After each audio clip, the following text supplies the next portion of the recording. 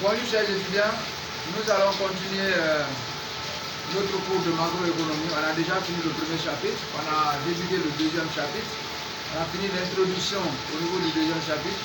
Le cours d'aujourd'hui concerne la première section qui n'est autre chose qui est basée sur les composantes de la demande. Les composants de la demande. Ici, nous allons étudier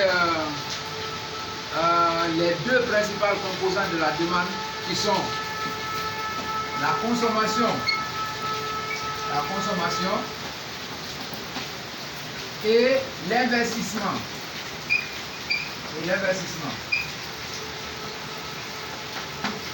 En ce qui concerne la consommation, nous allons étudier principalement la fonction de consommation keynésienne. Donc, la consommation. À ce niveau, nous allons étudier la fonction de consommation keynésienne. Donc, la fonction de consommation keynésienne.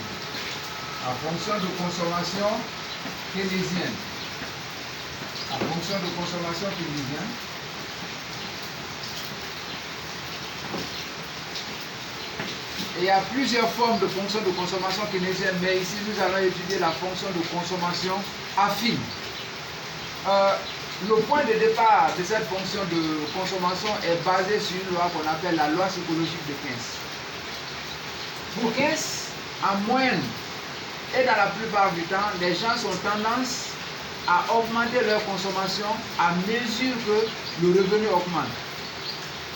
Maintenant, d'une variation aussi plus grande que l'augmentation du revenu.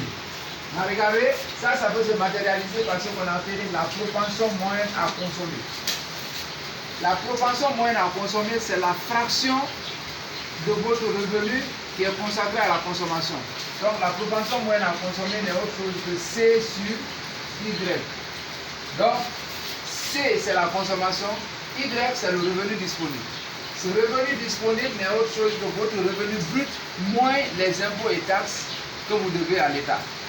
Regardez, en analysant la loi psychologique de Keynes, on dira quoi? Si vous avez par exemple C, Y, on a appelé, vous avez un niveau de consommation et un niveau de revenu. Lorsque cette consommation augmente, lorsque le revenu augmente, votre consommation va augmenter. Mais ce rapport-là doit à chaque fois diminuer. Lorsque vous avez 2 années, prenons par exemple 2018, 2019 et 2020. Prenons 3 niveaux de revenus et 3 niveaux de consommation. Donc ici, la propension moyenne à consommer en 2018 sera C de 2018 sur le revenu disponible de 2018. Ensuite, pour 2019, vous avez C de 2019 sur le revenu disponible de 2019. Et là, vous avez C de 2020 sur le revenu disponible de 2020. Supposons qu'à partir de 2018 jusqu'en 2020, vous avez connu une augmentation de revenus. À chaque fois que le revenu augmente, la consommation va augmenter. Donc, ça c'est la première étape. La deuxième étape, supposons que ce revenu de 2019 augmente plus que le revenu de 2018. Qu'est-ce qui va se passer? Si le revenu augmente, la consommation aussi va augmenter. Mais ce rapport doit être faible par rapport à 2018. Revenons également au niveau de 2020. En 2020, si votre revenu augmente plus que le revenu de 2019, votre consommation va aussi augmenter.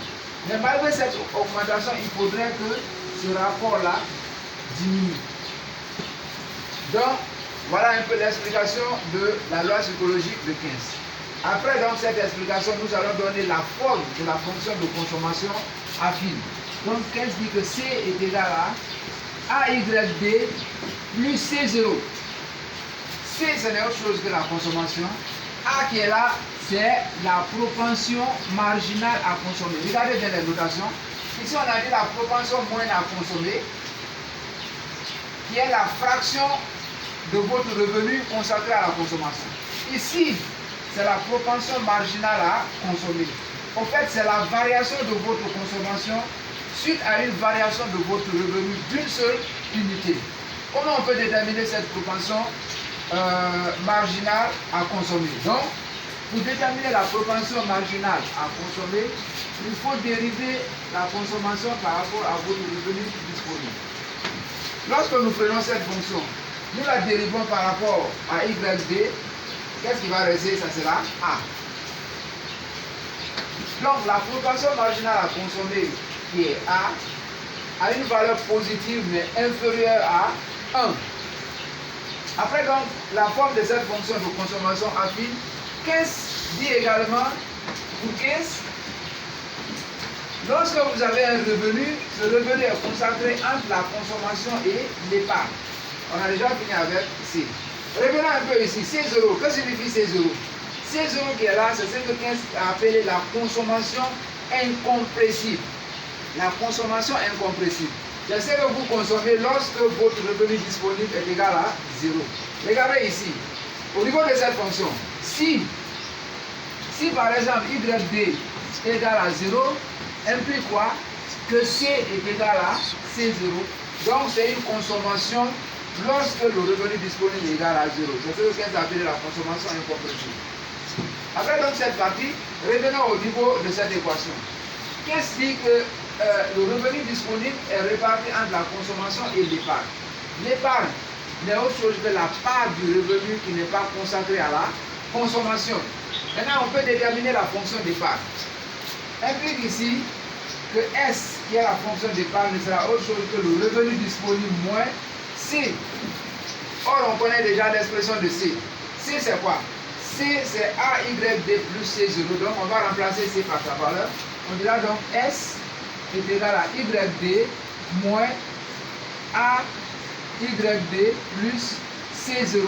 Donc, on a remplacé C par sa valeur, qui n'est autre chose que AYD plus C0. Donc, à partir de là, on peut développer et regrouper les termes semblables. Donc, S égale donc AYD moins AYD moins C0.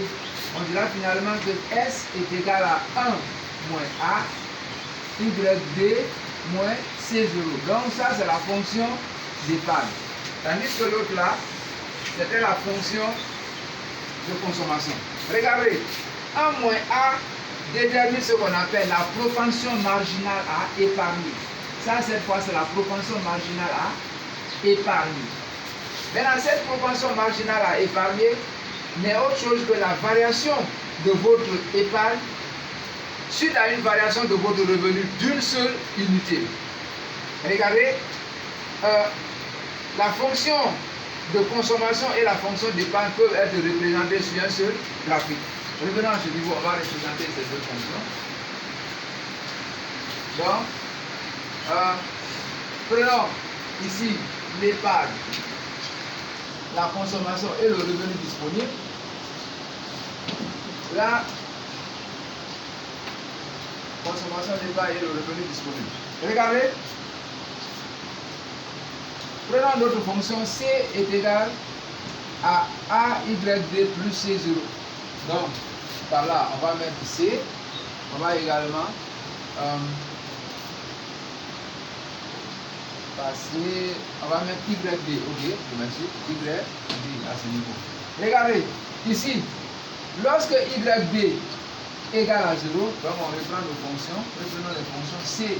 On a dit que C égale à AYD plus C0. Si YD égale à 0, implique quoi? Que C0, C égale à C0. Donc on aura une valeur comme ça. Donc supposons que C0 soit là. Mais en étudiant cette fonction, on se rend compte que c'est une fonction croissante. La dérivée de C par rapport à YD donne A. Or A est une fonction, A c'est un paramètre positif. Donc, on dira que là, ça peut représenter notre fonction de consommation. On dira donc C est égal à AYD plus C2. Après la représentation de la fonction de consommation, on peut représenter la fonction d'épargne. La fonction d'épargne est la suivante. S est égale à 1 moins A YB moins C0. Si, là également, si YB égale à 0, implique que S est égal à moins C0. Donc, on va être dans la partie négative. Supposons que C moins C soit là, moins C0 soit là. Mais on se rend compte que C0 doit couper l'axe des Y. Donc, on va chercher le point d'intersection. S doit couper l'axe des Y. On va chercher le point d'intersection. Si la fonction d'épargne doit couper cette droite des Y, à ce niveau, le point d'intersection entre Y et S, il faudrait quoi? Il faudrait que S soit égal à 0. Donc, S, si S est égal à 0, implique quoi? Que YB est égal à C0 sur 1 moins